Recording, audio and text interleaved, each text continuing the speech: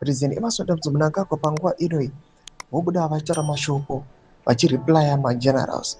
As we are seeing, the likes emagenerals vakaita sana General Muchena vari kuona kuti ndo vari kuleader maarmy generals vari against Cap 3.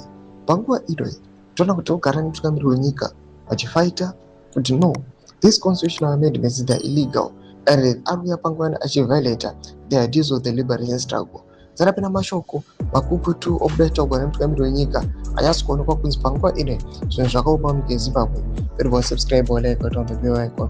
Team Zimbabwe tuchikoma mudanyira chiti whoever wins wins. Mnangagwa tells disgruntled retired army generals, senior civil servants, as constitutional amendment bill is tabled in parliament.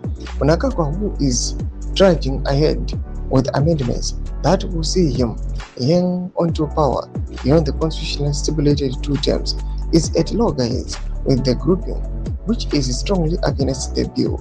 Ndo mamiro azvakaita mutungamiri wenyika panguva ino aiwa ari against those people, generals, civil servants vari vachibloka constitutional amendments, but kwazviri kuenda according nemameetings nemasittings avari kugara zviratidza kuti this Uganda faction they might succeed kuti vapase this Cap 3 into law.